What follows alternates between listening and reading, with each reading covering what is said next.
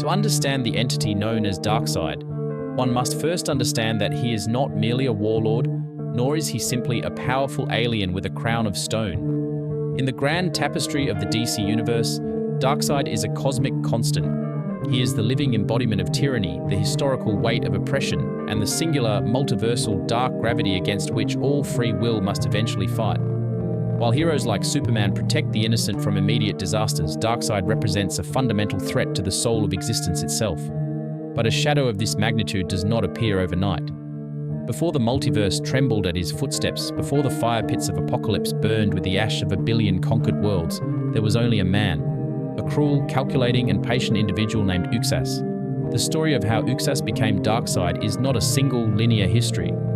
Because he exists as a multiversal singularity, a being whose true form sits outside the boundaries of normal space and time, his origin has manifested in 2 completely distinct mythologies.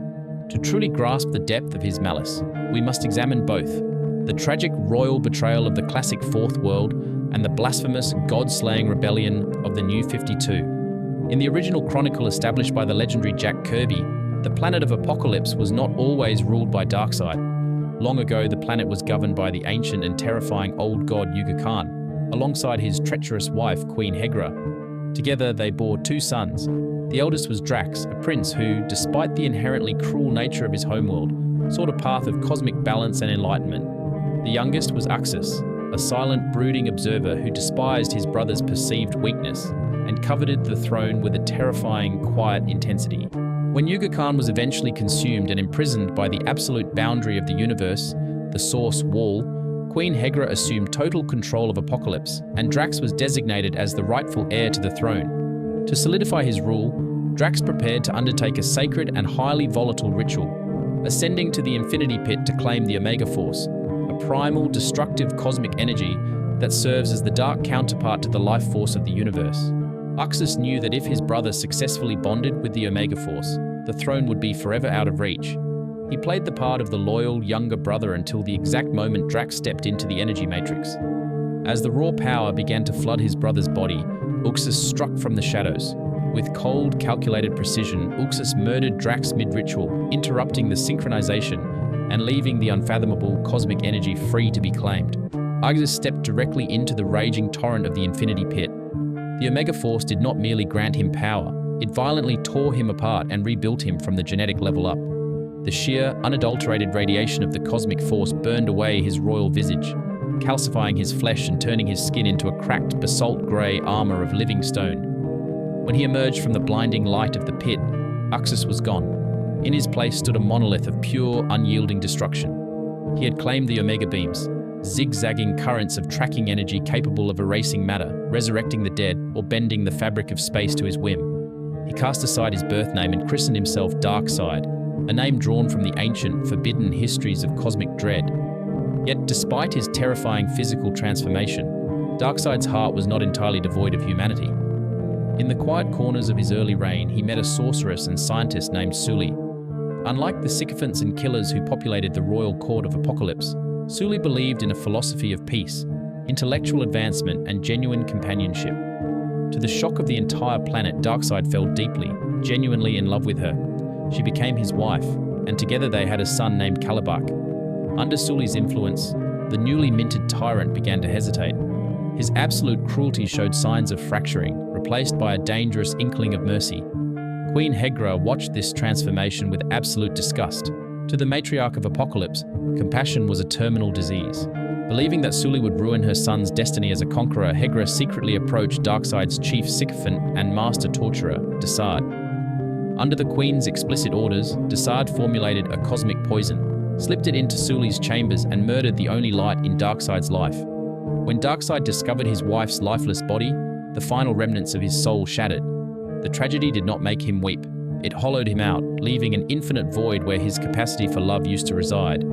The prince who might have been saved was permanently erased, replaced by an absolute, unrelenting engine of malice. Darkseid did not confront his mother openly. Instead, with the patient, terrifying calculation that would define his entire existence, he waited. He forced Darkseid into a corner, compelling the torturer to turn his poisons against Queen Hegra herself. With his mother dead by his own engineered plot, Darkseid marched to the high dais of Apokolips, sat upon the throne of stone, and looked out over a world of fire. He was no longer a man who had suffered a loss. He was the master of pain itself. Decades later, when the fabric of reality was torn apart and stitched back together during the events of Flashpoint, the history of the DC Universe reset. In this new reality, writer Geoff Johns stripped Darkseid of his royal heritage, revealing a completely different, yet equally horrifying path to divinity. In this reconstructed timeline, before the existence of New Genesis or Apokolips, there was only a singular massive world ruled by the old gods, colossal ancient deities who possessed immense reality-warping power. These gods did not care for the mortals who lived beneath them. They treated the population as slaves, forcing them to toil in the endless mud plains of the planet while the deities engaged in arrogant, destructive, and eternal petty wars for their own amusement. Uxas was not a prince in this world. He was a low-caste peasant, a ragged mud farmer whose entire life was defined by the dirt beneath his fingernails and the casual cruelty of the skies above. Day after day, he watched his people break their spines for gods who did not even know their names. Over centuries, a deep, pathological hatred festered within Uxas. A hatred not just for the gods themselves, but for the very concept of divine authority and free will. Uxas knew he could never match the old gods in a test of physical strength. If he picked up a sword, he would be turned to ash before he could take a step, so he chose a weapon far more dangerous, the poison of deceit. Under the cover of darkness, Uxas began to scale the towering golden mountains where the old gods resided.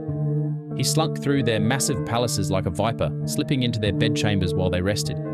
He did not carry a blade, he carried whispers. He went to one god and whispered tales of their brothers' hidden treachery. He went to the goddesses and fed their paranoia with fabrications of impending coups and secret alliances. Uxas was a master psychologist of the divine. He knew exactly which threads of vanity and pride to pull. Within months, his whispers bore catastrophic fruit. The golden palaces erupted into a frenzy of absolute paranoia. The old gods drew their weapons and a cataclysmic, world-shattering civil war tore through the heavens. The sky burned with cosmic fire as the ancient deities slaughtered one another, destroying their own civilization in a desperate bid to survive the phantoms Uxas had created. As the smoke cleared and the dust settled across the ruined planet, the old gods lay broken, bleeding, and utterly exhausted upon the battlefield. That was when Uxas descended from the mountains.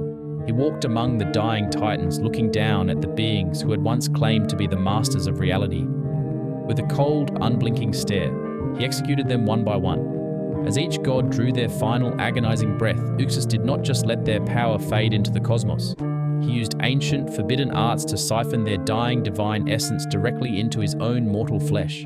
The concentrated power of an entire pantheon flooded his system. The sheer, violent influx of divinity warped his mortal frame, expanding his muscles, hardening his skin into jagged grey plates of armor, and igniting the red fire of the Omega energy within his eyes. The cosmic ascension was so violent, so fundamentally corrupt, that it terraformed the very planet around him. The mud plains dried and cracked, turning into deep chasms of molten rock. The golden mountains collapsed into industrialized factories of torment. Uxas had not just stolen the power of the gods, he had inverted the world itself. He named his new empire Apokolips, and he declared himself its absolute ruler. He had proven that a slave could tear down the heavens, not through righteousness, but through pure, concentrated malice.